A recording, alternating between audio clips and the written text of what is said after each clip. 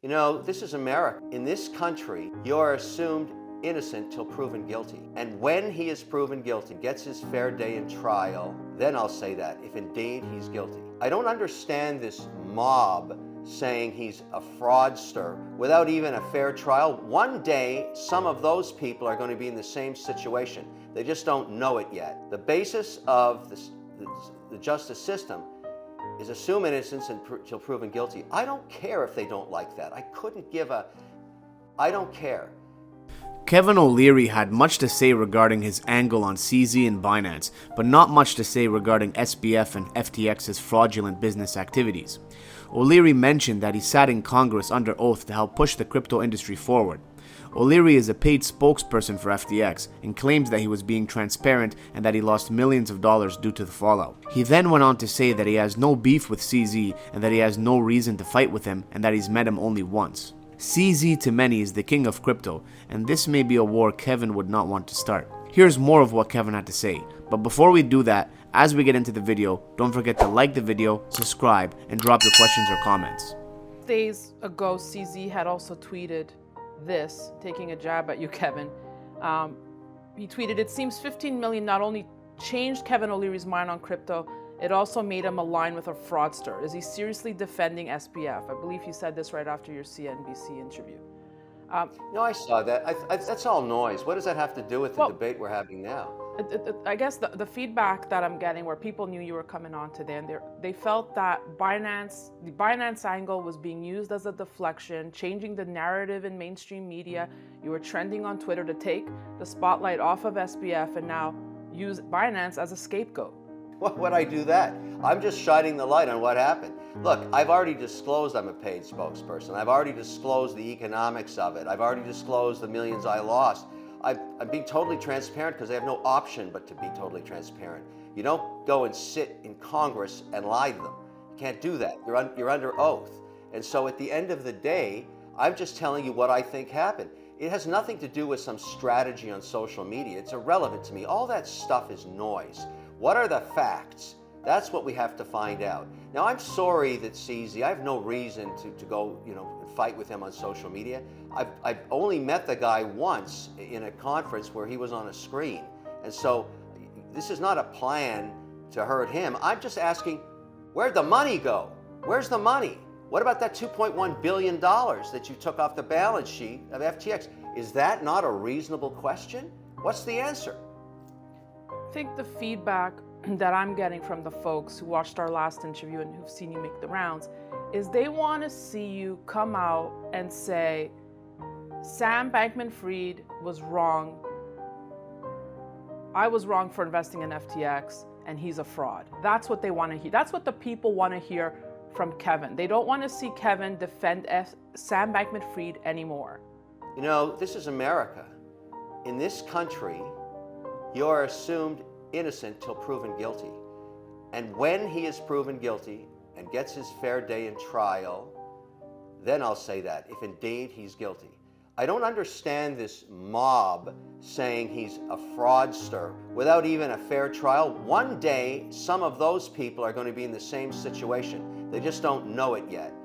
The basis of the justice system is assume innocence until proven guilty. I don't care if they don't like that. I don't care. Look, this guy, if he did all the things that have been claimed against him, he's in really big trouble. But he will get his day in court. And then after that, after it's proven and after it's a fact, we can talk about it. But I'm not going to run around ahead of the justice system. I have no idea what happened there yet. I need to see the facts. And frankly, nor does anybody else. We got to get John Ray to get the records out here. All of these allegations. Look, I understand why people are unhappy. I get it. But there is a due process. And so I stand up for anybody, anywhere, beyond Sam Bankman-Fried. You are innocent until proven guilty. Anybody in America. You don't like it? Too bad. So to that point, just want to read a quote from Texas Congressman Al Green now, who said, "Mr. Bankman-Fried has pretty much indicated that he just made a big mistake, that he was doing the best that he could to be a servant of great service to humankind. I find it difficult to believe we're dealing with conscientious stupidity. Yeah, that's harsh criticism. That's exactly what that is. I get it. And that's why I say people are mad, people are angry, even senators and congressmen. This is a catastrophic failure of the FTX company. There's no denying that. It's caused a lot of pain and misery. We are past that now. It's time to go find out on a forensic basis what happened. I don't know where that journey is going to take us. I think there'll be more twists and turns in the road, more surprises like the $2.1 billion transaction. I had no idea about that. I think we'll find out lots more. And if all of these allegations are true, I think it's a very tough outcome for Sam Bankman-Fried and his family. Where are all the other celebrities? Because we see you all over the news and you're being dragged out everywhere. But where's Tom Brady, Giselle, the other folks involved? I mean, have you spoken to any of them, and why are we not hearing from them? I have no idea. There's two options you have. One, you let someone else write your narrative, or you speak out for yourself. I've always chosen option B. What do you say, because the last time you were on, I had a lot of, people write in saying, Kevin kept repeating that, thank goodness it was just your money that was lost. But you were a spokesperson and people, feel that they trusted you, they invested because, if Kevin thinks this is a good investment, I'm going to get in. Tom Brady likes it, Giselle likes it, it's got to be good. So they did lose money because they invested because you were the spokesperson. Do you assume any responsibility for this, Kevin? Look, we've all been sued, all of us. We all feel like idiots. We all have egg on our face. We obviously knew nothing about what was going on internally. Otherwise, we would have never taken on these assignments. And this is a tragedy. Everybody knows that. But I also have it from the point of view of being an investor, along with 90 other very sophisticated financial services entities that invested in the equity of these companies. We too feel foolish. We have egg on our face. We all feel like idiots. That's a fact. But having gone through that, and here we are, we can't change the past. What are we doing going forward? That's why I want to get on the credit committee. I want to figure out how to find a way to repatriate as much of this capital back to people's accounts as possible and to the equity shareholders. This is a classic situation of clawback. We have to go find the money. It's going to be a long journey. It's a tragedy. Look, it's an absolute tragedy. However, it is what it is. I'm being, everybody knows what's happening here. They don't know what happened yet, but they know what's happening. People lost their life savings, as you know, lost their homes, lost the college funds for their kids, lost their shirts with FTX. So the feeling is that celebrities cannot hide behind the defense like we were just fooled. Why was the due diligence not done? Do you feel you did proper due diligence with FTX? Think about this. I've been a venture investor for 30 years. Since 1954, the stats on venture investing are basically stayed the same, regardless of technology or regardless of the decade. You make about 10 investments, 8 of them are going to fail, and 2 of them are unicorns, and pay for all of the grief and misery of the ones you failed on. You ask, why did people invest in FTX? It looked like a unicorn. No amount of due diligence on the 8 losing companies in venture investing is going to stop them from failing. Doesn't matter. You have no idea when the journey starts what's going to happen. You do know, though, the stats tell you 8 out of 10 times it's going to fail.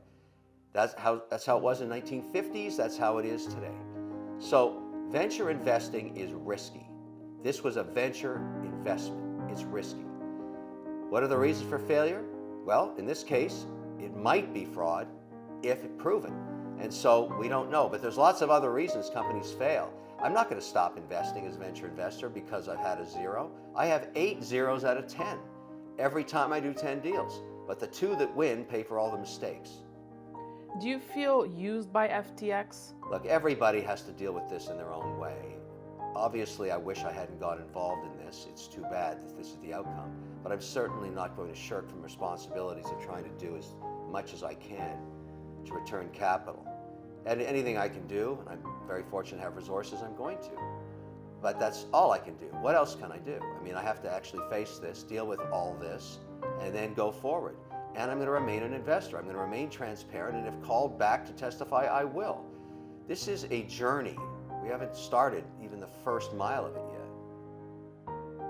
Do you think this will change the whole landscape of crypto? I mean, will it be the end of bot stadiums, celebrities, politicians, you name it? Will that circus come to an end now? And is that a good thing? No, this does not take away from the promise of crypto. I bought more Bitcoin when it was under 17,000 recently. I'm going to continue to build my portfolio. This doesn't change anything. It will change the regulatory environment dramatically. If it's true, and I say if it's true, that Sam Bankman-Fried has bought back his shares from CZ because he couldn't get a license, that tells you the regulatory environment is getting much tighter. So I speculate that in any jurisdiction, what's going to happen, and we discussed this on the Hill yesterday. If you think about what the prizes are for jurisdictions, New York, no question about it, that's the top prize. To be regulated with a broker-dealer attached to an exchange would be the top prize. Number 2 would be London. Number 3 would be Abu Dhabi. Number 4 would be Singapore. Now, those regulators and others, obviously, you could think maybe Brussels and the Eurozone, they're going to start talking to each other. They're not going to issue licenses to anybody unless they're all in sync. That's my speculation. So all of a sudden, if you want to waltz into town, set up shop, set up an exchange, and do the same thing that happened with FTX, the possibility of that happening, I suggest, is practically zero.